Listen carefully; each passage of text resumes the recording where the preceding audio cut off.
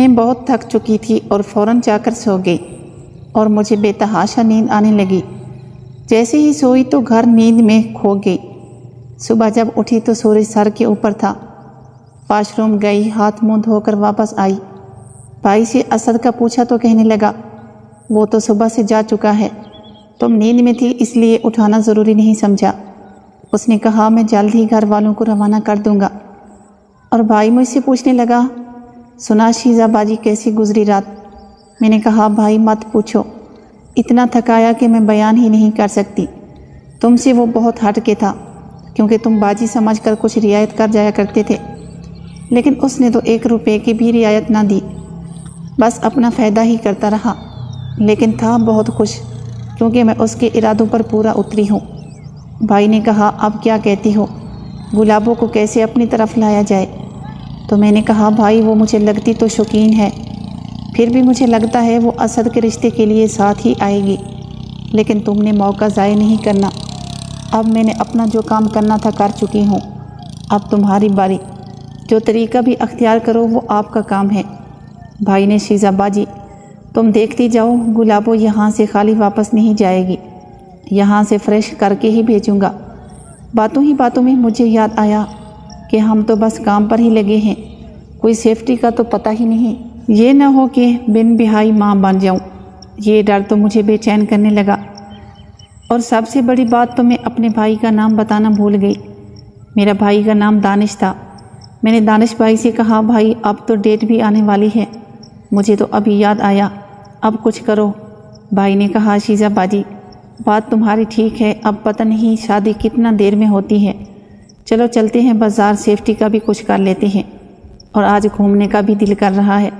سمندر ہمارے پاس ہی تھا۔ میں اور بھائی بائک پر چڑھ کر نکل پڑے۔ پہلے ہم اسٹور پر گئے، بچہ سیفٹی کا سامان خریدا، اور پھر ہم بیچ پر جانے لگے، اور سورج بھی ڈوبنے لگا تھا، لیکن ہمیں ڈر کسی چیز کا نہیں تھا کیونکہ بھائی کے ساتھ آئی ہوئی تھی۔ پیچھے کسی کو پوچھنے کا کوئی سوال ہی نہیں بنتا تھا۔ بھائی کے پیچھے سے چپک کر بیٹھی۔ تھوڑی ہی دیر بعد ہم ساحل کی حسین لہروں میں آ گئے۔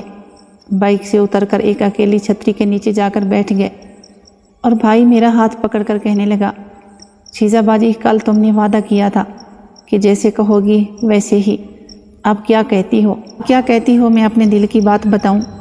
تو میں نے کہا جی بھائی بتاؤ کیا کہنا چاہتے ہو؟ تو بھائی کہنے لگا آج میں سوچ رہا ہوں دوسرے راستے سے چلتے ہیں۔ دانش بھائی کی یہ بات سن کر میں تو سکتے میں آ گئی کہ اب پھر سے میں رونے والی ہوں، کیونکہ سیدھے راستے چلنا کوئی مشکل نہیں تھا، لیکن الٹا راستہ مجھے رونے پر مجبور کر دے گا۔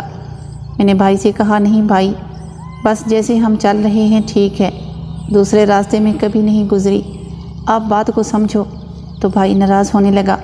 کہا زندگی میں پہلی بار میں نے اپنی دل کی بات منوانا چاہتا ہوں، باقی تو سب ہی تم نے اپنی منوائی ہیں، اب بھی جو دل کرے وہ کرو۔ میں سمجھ گئی تھی کہ بھائی غصہ ہو گیا، یہ نہ ہو کہ مجھے بیچ سمندر ہی چھوڑ کر چلا جائے۔ میں نے پھر کہا بھائی اب تم ناراض ہو، روزانہ ہی مجھے ایموشنل بلیک میل کرتے ہو، کرو جو کرنا ہے، سیدھے راستے چلو یا دوسرے راستے، اگر تمہیں یہ سب کر کے اچھا لگتا ہے تو تمہاری مرضی ہے، بھائی پر اتنا تمہیں پتہ ہونا چاہیے، اس بات پر میں خوش نہیں ہوں، بس تمہاری خوشی کے لیے ہی یہ سب کرنے پر مجبور ہو جاتی ہوں۔ دانش بھائی کہنے لگا شیزہ باجی بس یہ پہلی اور آخری بار ہے، پھر ایسا کبھی نہیں ہوگا، پھر تو میں پھنس گئی، میرے پاس اور تو کچھ کہنے کو نہیں تھا۔ بھائی نے کہا شیزہ باجی آج موسم اچھا ہے، کیا کہتی ہو آج یہاں پر ہی ٹھہر جائیں؟ میں نے کہا پھر ابو کو کال کر کے پوچھ لو کیا کہتا ہے، رہنے دیتا ہے تو رہتے ہیں، نہیں تو چلتے ہیں واپس۔ بھائی نے ابو سے فون کیا اور کہا ابو میں اور شیزہ باجی بیچ پر آئے ہیں، ہمارا آج رہنے کو دل کر رہا ہے، ہم نے سوچا آپ سے پوچھ لیں۔ تو ابو کہنے لگا بیٹا اگر تم لوگ رہنا چاہتے ہو تو رہ لو، اپنا خیال رکھنا۔ پھر بھائی خوش ہوتے ہوئے کہا چلو باجی روم لیتے ہیں۔ میں تو خوش نہیں ہو رہی تھی کیونکہ مجھے انجام سامنے نظر آ رہا تھا۔ ہم روم کی چابی لے کر آ گئے اور بھائی ہنس ہنس کر پاگل ہوا جا رہا تھا، میں بیڈ پر بیٹھی سردی سے کانپ رہی تھی۔ پھر بھائی نے تو بس اخیر ہی کر دی، میری آنسو بہتے ہوئے بیڈ بھگو گئے، لیکن بھائی نے ترس نہیں کھایا۔ ناظرین اس ویڈیو کا بقیہ حصہ اگلی ویڈیو میں اپلوڈ کیا۔ آپ سے ریکویسٹ ہے اگر اس کہانی کے آپ پورے پارٹ دیکھنا چاہتے ہیں تو اس چینل کو سبسکرائب کر کے بیل نوٹیفیکیشن کو آل پہ کلک کر دیں۔ شکریہ۔